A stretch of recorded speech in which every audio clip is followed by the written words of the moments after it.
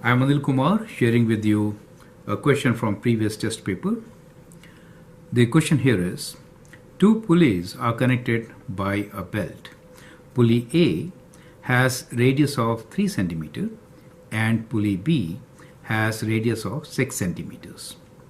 As pulley A rotates, a drop of paint on the circumference of pulley B rotates around the axle of pulley B. Initially, the paint drop is 7 centimeters above the ground.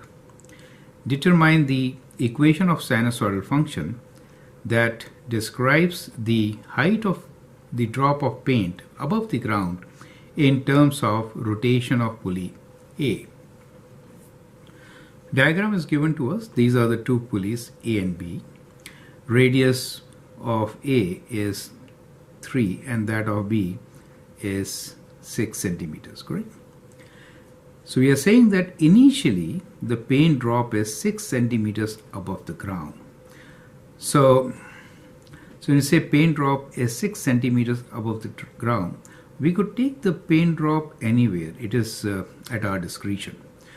For easier calculations, I will prefer to take the paint drop right at the lowest point, right? So that is the assumption which I'm making to find the function describing the height of the paint drop, right? So that's the ground for me. So what I'm saying here is that this height is 7.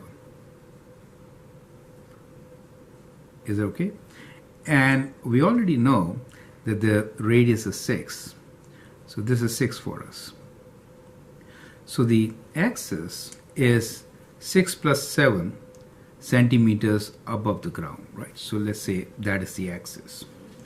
Now axis is at y equals to 6 plus 7, which is 13 centimeters.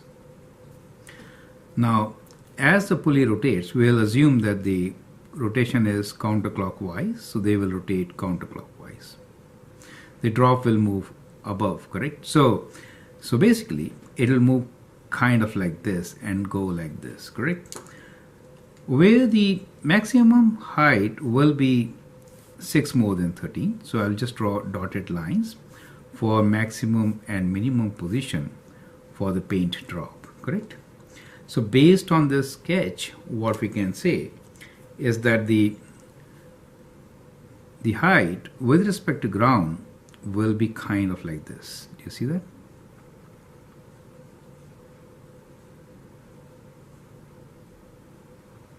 And so on. We have to model this using a sinusoidal function. That is the question. So I hope the question is absolutely clear to you. You can always pause the video and answer the question.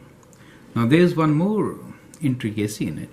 That is, determine the equation of sinusoidal function that describes the height of the paint drop above the ground in terms of rotation of pulley A. Now that is critical.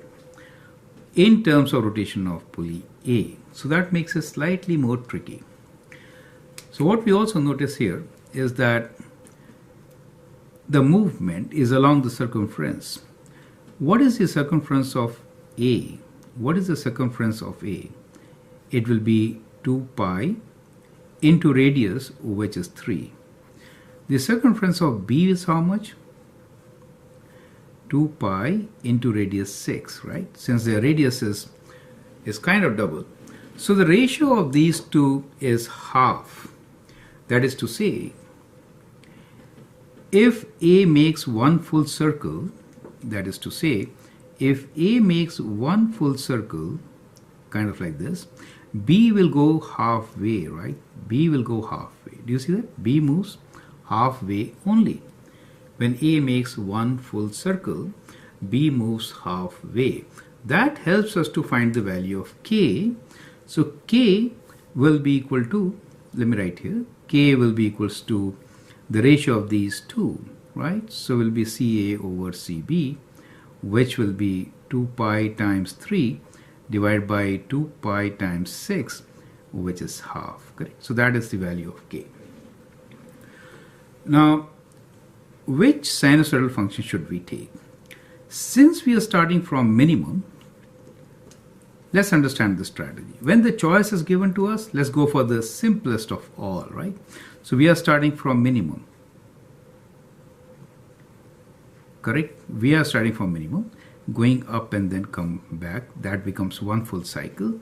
So the best function we should take is cosine function, right?